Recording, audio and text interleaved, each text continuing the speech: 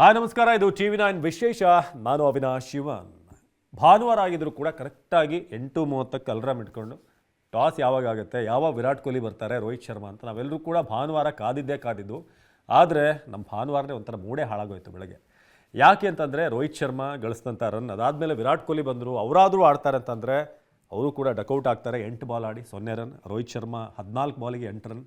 ಇಷ್ಟು ದಿನಗಳ ಹೈಪ್ ಇತ್ತಲ್ಲ, ಒಂದು 5-6 ತಿಂಗಳು ರೋಹಿತ್ ಶರ್ಮಾ ವಿರಾಟ್ ಕೊಹ್ಲಿ ಅವ್ರನ್ನ ಇಂಟರ್ನ್ಯಾಷನಲ್ ಕ್ರಿಕೆಟಲ್ಲಿ ನೋಡಿದೆ.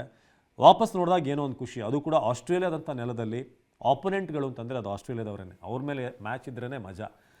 ಇತ್ತೀಚೆಗೆ ಏಷ್ಯಾ ಕಪ್ ಆಯಿತು, ಅದಾದಮೇಲೆ ವೆಸ್ಟ್ ಇಂಡೀಸ್ ಸೀರೀಸ್ ಆಯಿತು. ಯಾವುದೂ ಕೂಡ ಕೊಡೋದಂಥ ಒಂದು ಮಜಾ ಇದರಲ್ಲಿ ಆ ಥರ ಒಂದು ಟಕ್ಕರ್ ಇತ್ತು.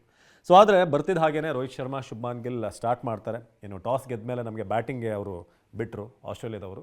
ಸೊ ಅದಾದಮೇಲೆ ಇಬ್ಬರನ್ನೂ ಕೂಡ ನೋಡಿದಾಗ ಗಿಲ್ ಕೂಡ ಸ್ವಲ್ಪ ಪ್ರಾಮಿಸಿಂಗ್ ಅಂತ ಅನ್ಸಿದ್ರು.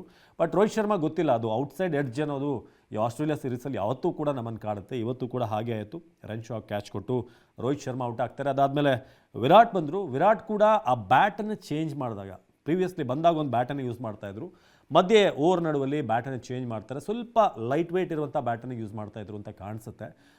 ಮಿಡಾನ್ ಕಡೆ ಡ್ರೈವ್ ಮಾಡೋಕ್ಕೆ ಅಂತ ಹೋದರೂ ಅದು ಎಡ್ಜ್ ಆಗುತ್ತೆ, ಕ್ಯಾಚ್ ಆಗುತ್ತೆ. ಪಾಯಿಂಟಲ್ಲಿ ಕ್ಯಾಚ್ ಆಯಿತು, ನೀವೆಲ್ಲರೂ ಕೂಡ ನೋಡಿದ್ರಿ. ಒಂಥರ ಹಾರ್ಟ್ ಬ್ರೇಕಿಂಗ್ ಮೊಮೆಂಟ್ ಅದು. ಓಕೆ ಫೈನ್, ಒಂದು 5-6 ತಿಂಗಳಾದಮೇಲೆ ಮತ್ತೆ ವಾಪಸ್ ಬಂದಿರೋದ್ರಿಂದ ಆ ಟಚ್ಚನ್ನು ಮತ್ತೆ ಕಂಡ್ಕೊಳ್ಳೋಕ್ಕೆ ಸ್ವಲ್ಪ ಟೈಮ್ ಬೇಕಾಗ್ಬೋದು. ಬಟ್ ನನ್ನ ಸಜೆಷನ್ ಏನು ಅಂತಂದರೆ, ಇಂಥ ಒಂದು ದೊಡ್ಡ ಟೂರ್ನಮೆಂಟ್ ಆಸ್ಟ್ರೇಲಿಯಾದಂಥ ಸೀರೀಸ್ ನೀವು ಹೋಗ್ತೀರಾ ಅಂತಂದರೆ ಒಂದೆರಡಾದರೂ ಪ್ರಾಕ್ಟೀಸ್ ಮ್ಯಾಚ್ಗಳನ್ನು ಆಡಿದರೆ ನೀವು ಅಲ್ಲಿನ ಕಂಡೀಷನ್ಗಳನ್ನು ನೀಟಾಗಿ ಅರ್ಥೈಸ್ಕೊಳ್ಬೋದು ಅಥವಾ ಒಪ್ಕೊಳ್ಬೋದು. ಅಲ್ಲಿನ ಒಂದು ಪಿಚ್ ಕಂಡೀಷನ್ಗೆ, ಅಲ್ಲಿನ ವಾತಾವರಣಕ್ಕೆ. ಸಹಜವಾಗಿ ಭಾರತ ಆ ಥರ ಮಾಡ್ತಾಯಿತ್ತು ಟೆಸ್ಟ್ ಸೀರೀಸ್ ಇರಬೇಕಾದ್ರೆ. ಬಟ್ ಈ ಸಲ ಯಾವುದೇ ಅಂತ ದೊಡ್ಡ ಪ್ರಾಕ್ಟೀಸ್ ಮ್ಯಾಚ್ಗಳು ನಾವು ನೋಡಲಿಲ್ಲ. ನೆಟ್ ಪ್ರಾಕ್ಟೀಸನ್ನು ಬಿಟ್ಟರೆ maybe local team Australia ಜೊತೆನೋ ಅಥವಾ ಪ್ರೆಸಿಡೆಂಟ್ಸ್ 11 ಏನಿರುತ್ತೆ ಅವ್ರ ಮೇಲೆ ಒಂದು ಮ್ಯಾಚ್ ಆಡಿದರೆ ಸ್ವಲ್ಪ ಒಪ್ಕೊಳ್ತಾ ಇದ್ರೇನೋ. ಬಟ್ ಅದು ಟೀಮ್ ಮ್ಯಾನೇಜ್ಮೆಂಟ್ ಕೈಯಲ್ಲಿದೆ. ಆಲ್ರೆಡಿ ವೆಸ್ಟ್ ಇಂಡೀಸ್ ಸೀರೀಸ್ ಆಗ್ತಾಯಿತ್ತು. ಯಾರು ವೆಸ್ಟ್ ಇಂಡೀಸ್ ಸೀರೀಸ್ ಆಡಿಲ್ಲ, ಸೊ ಅವ್ರನ್ನ ಸ್ವಲ್ಪ ಬೇಗ ಕಳಿಸಿದ್ರೆ ಸ್ವಲ್ಪ ಇನ್ನೂ ಪ್ರಿಪ್ರೇಷನ್ಗೆ ಟೈಮ್ ಸಿಗ್ತಾಯಿತ್ತು. But it's up to BCCI ಅವರ ಮ್ಯಾನೇಜ್ಮೆಂಟ್ಗೆ. ಸೊ ಅದಾದಮೇಲೆ ಶ್ರೇಯಸ್ ಅಯ್ಯರ್ ಬಂದರು. ಶ್ರೇಯಸ್ ಅಯ್ಯರಲ್ಲಿ ನಾನು ಅಬ್ಸರ್ವ್ ಮಾಡಿದ್ದು ಸ್ವಲ್ಪ ಬ್ಯಾಟಿಂಗ್ ಸ್ಟ್ಯಾನ್ಸ್ ಅವ್ರದ್ದು ಚೇಂಜ್ ಆಗಿದೆ. ಯಾವತ್ತೂ ಕೂಡ ಅವರ ಬ್ಯಾಟಿಂಗ್ ಬ್ಯಾಕ್ ಲಿಫ್ಟ್ ಏನಿತ್ತು ಸ್ವಲ್ಪ ಸ್ಟ್ರೈಟ್ ಆಗಿರ್ತಾ ಇತ್ತು, ಬಟ್ ಸ್ವಲ್ಪ ಕ್ರಾಸ್ ಬ್ಯಾಟ್ ಹಿಡಿತಾ ಇದ್ದಾರೆ. ಗೊತ್ತಿಲ್ಲ ಆಸ್ಟ್ರೇಲಿಯಾ ಸೀರೀಸ್ಗೋಸ್ಕರ ಏನಾದರೂ ಅವರ ಮಾಡಿಫಿಕೇಷನ್ ಮಾಡ್ಕೊಂಡಿದ್ದಾರಾ ಅಥವಾ ಲೋಕಲ್ ದೇಸಿ ಕ್ರಿಕೆಟಲ್ಲೂ ಕೂಡ ಅದೇ ಸ್ಟ್ಯಾನ್ಸ್ನಲ್ಲಿ ಅವ್ರು ಆಡ್ತಾ ಇದ್ದಾರೋ ಗೊತ್ತಿಲ್ಲ. ಬಟ್ ಸ್ವಲ್ಪ ಬದಲಾವಣೆ ಕಂಡು ಬಂತು. ಅದು ಇವತ್ತು ವರ್ಕೌಟ್ ಆಗಲಿಲ್ಲ. 11 ರನ್ನಿಗೆ ಔಟ್ ಆಗ್ತಾರೆ. ಆಮೇಲೆ ಅಕ್ಷರ್ ಪಟೇಲ್, KL ರಾಹುಲ್ ಬರ್ತಾರೆ. ಬಟ್ ಮಳೆ ಶುರುವಾಯಿತು, ಮಧ್ಯೆ ಬ್ರೇಕ್ ಆಯಿತು ಮ್ಯಾಚ್. ಒಮ್ಮೆ 11 ಓವರಿಗೆ ಬ್ರೇಕ್ ಆಗುತ್ತೆ, ಮತ್ತು 13-15 ಓವರ್ಗೆ. ಫೈನಲಿ ಮಳೆಯಿಂದಾಗಿ ಅವಕಾಶನೇ ಸಿಗಲ್ಲ. 15 ಓವರ್ಗೆ ನಾವು ಇದ್ದಿದ್ದೆ 50+ ರನ್. ಯಾಕಂದರೆ 50 ಓವರ್ಸ್ ಅಂದ್ಕೊಂಡು ಇವ್ರು ಆಡ್ತಾಯಿದ್ರು. ವಿಕೆಟ್ ಬೇರೆ ಹೋಗಿತ್ತು, 4 ವಿಕೆಟ್ ಹೋಗಿತ್ತು. ಆದರೆ ಸಡನ್ನಾಗಿ 26 ಓವರ್ ಅಂತ ಶಾರ್ಟ್ ಮಾಡಿದಾಗ T20 ಮಾಡಲ್ ಆಡಲೇಬೇಕಾಗಿತ್ತು. ಸೊ KL ರಾಹುಲ್ ಹಾಗೆ ಅಕ್ಷರ್ ಪಟೇಲ್ ಇಬ್ಬರು ಕೂಡ ಆಕ್ಸಲ್ರೇಟ್ ಮಾಡ್ತಾರೆ. ಅಕ್ಷರ್ ಪಟೇಲ್ 31, ರಾಹುಲ್ 31 ಬಾಲಲ್ಲಿ ಒಂದೆರಡು ಬ್ಯೂಟಿಫುಲ್ 6 ಹೊಡೆದ್ರು KL ರಾಹುಲ್. ಸೊ ಹಾಗೆ ಸುಂದರ್, ನಿತೀಶ್ ರೆಡ್ಡಿ ಕೊನೆಯಲ್ಲಿ ಬಂದು ಸ್ವಲ್ಪ ಆಕ್ಸಲ್ರೇಟ್ ಮಾಡಿದ್ದು ಅವರೇನೆ. ಲಾಸ್ಟಿಗೆ 2 6 ಬಂದಿದ್ದು ನಮಗೆ 136 ರನ್ ಗಳಿಸೋಕ್ಕೆ ಸಾಧ್ಯ ಆಯಿತು. ಎಲ್ಲೊಂದು ಕಡೆ ಮಳೆ ಬರದೇ ಹೋಗಿದ್ರೆ ಸ್ವಲ್ಪ ಇಂಟ್ರೆಸ್ಟಿಂಗ್ ಆಗಿರೋದು ಮ್ಯಾಚ್. KL ರಾಹುಲ್ ಮತ್ತು ಅಕ್ಷರ್ ಪಟೇಲ್ಗೆ ಸ್ವಲ್ಪ ಟೈಮ್ ಸಿಗ್ತಾಯಿತ್ತು. ಬಟ್ ಮಳೆ ಬಂದು 26ಕ್ಕೆ ಆಲ್ಮೋಸ್ಟ್ ನಮಗೊಂದು 9 ಓವರ್ ಮಾತ್ರ ಇದ್ದಿದ್ದಲ್ಲ ಆಡೋಕ್ಕೆ.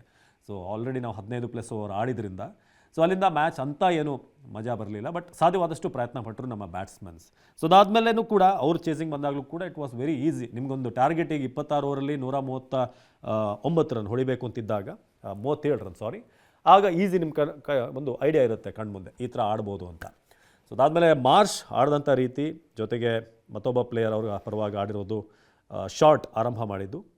ಸೊ ಜೊತೆಗೆ ಫಿಲಿಪ್, ರನ್ ಶಾ, ಇಷ್ಟು ಜನ ಕೂಡ ನೀಟಾಗಿ ಫಿನಿಷ್ ಮಾಡಿದ್ರು. ಮಿಚೆಲ್ ಮಾರ್ಷ್ ಕ್ಯಾಪ್ಟನ್ ಇನ್ನಿಂಗ್ಸ್ ಆಡಿದ್ರು 46 run.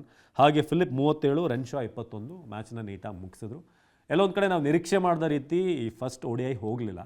First of all Rohit Sharma, Virat Kohli ಬೇಗ ಔಟ್ ಆಗಿದ್ದು, ಮಳೆ ಬಂದಿದ್ದು, 26 ಓವರ್ಗೆ ಅದು ರಿಸ್ಟ್ರಿಕ್ಟ್ ಆಗಿದ್ದು, ಇದೆಲ್ಲವೂ ಕೂಡ ಇಲ್ಲದೆ ಹೋಗಿದ್ರೆ ಇವತ್ತೊಂದು ಒಳ್ಳೆ ಬ್ಲಾಕ್ ಬಸ್ಟರ್ ಸಂಡೇ ಮ್ಯಾಚನ್ನು ನಾವು ನೋಡ್ಬೋದಾಗಿತ್ತು. ಬಟ್ ಓಕೆ, ಫಸ್ಟ್ ಮ್ಯಾಚ್ ನಾವು ಕಳ್ಕೊಂಡಿದ್ದೀವಿ. ಬಟ್ ಇನ್ನೂ 2 ಮ್ಯಾಚ್ ಇದೆ.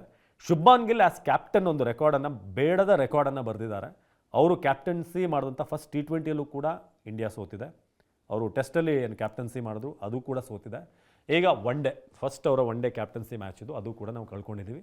ಬಟ್ ಎಲ್ಲವೂ ಕೂಡ ಮಿಸ್ಟೇಕಿಂದನೇ ನಾವು ಕಲಿಯೋದು. ಮುಂದಿನ ಮ್ಯಾಚ್ಗಳಲ್ಲಿ ನಾವು ಕಮ್ ಬ್ಯಾಕ್ ಮಾಡುವಂಥ ಎಲ್ಲ ಅವಕಾಶ ಇದೆ. ಭಾಳ ಮುಖ್ಯವಾಗಿ ರೋಹಿತ್ ಶರ್ಮಾ, ವಿರಾಟ್ ಕೊಹ್ಲಿ 2 ODIನಲ್ಲೂ ಕೂಡ ಆಡಲೇಬೇಕು.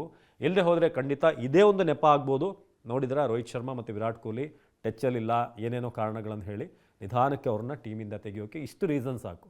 ಹಾಗಾಗಿ ಇಬ್ಬರೂ ಕೂಡ ಚೆನ್ನಾಗಿ ಆಡಿ ಇನ್ನಷ್ಟು ODIಗಳಿಗೆ ಸೆಲೆಕ್ಟ್ ಆಗಲಿ. 2027 ವರ್ಲ್ಡ್ ಕಪ್ಗೆ ಅವ್ರು ಆಡಬೇಕು ಅಂತಂದರೆ ಈ ಎರಡೂ ODI ಭಾಳ ಇಂಪಾರ್ಟೆಂಟ್ ಆಗುತ್ತೆ. ಯಾಕಂದರೆ ಗಂಭೀರ್ ಎರಾದಲ್ಲಿ ಏನು ಬೇಕಾದರೂ ಆಗ್ಬೋದು. ಯಾಕಂದರೆ ಗಂಭೀರ್ಗೆ ಅದೊಂದಿದೆ, ಸೀನಿಯರ್ಸ್ ಪ್ಲೇಯರ್ಸ್ ಇದ್ದಷ್ಟು ನನಗೆ ಹೋಲ್ಡ್ ಕಡಿಮೆ ಆಗುತ್ತೆ ಅನ್ನೊಂದು ರೂಮರ್ಸ್ ಇದೆ. ಗೊತ್ತಿಲ್ಲ ಅವ್ರ ತಲೆಯಲ್ಲಿ ಎಷ್ಟು ಮಟ್ಟಿಗಿದೆ ಅಂತ, ಬಟ್ ಆ ಒಂದು ಚರ್ಚೆ ಅಂತೂ ಇದ್ದೇ ಇದೆ. ಅದಕ್ಕೆ ಅವಕಾಶ ಮಾಡಿಕೊಟ್ಟ ಹಾಗೆ ರೋಹಿತ್ ಶರ್ಮಾನೇ, ವಿರಾಟ್ ಕೊಹ್ಲಿನೇ ಅವಕಾಶ ಮಾಡಿಕೊಟ್ಟ ಹಾಗೆ ಆಗುತ್ತೆ. ಸೊ ಕಾದು ನೋಡೋಣ ಮುಂದಿನ ಒಂದು ಇದರಲ್ಲಿ ಕಮ್ಬ್ಯಾಕ್ ಮಾಡ್ತಾರೆ ಅಂತ ನಿಮ್ಗೆ ಅನ್ಸುತ್ತಾ? ದಯವಿಟ್ಟು ಇದರ ಬಗ್ಗೆ ಕಮೆಂಟ್ ಮಾಡಿ. ಸೊ ಏನಾಗುತ್ತೆ ಮುಂದಿನ ಮ್ಯಾಚ್ಗಳಲ್ಲಿ ಅಂತ. ನಿರಂತರ ಸುದ್ದಿಗಾಗಿ ನೋಡ್ತಾ ಇರಿ TV9.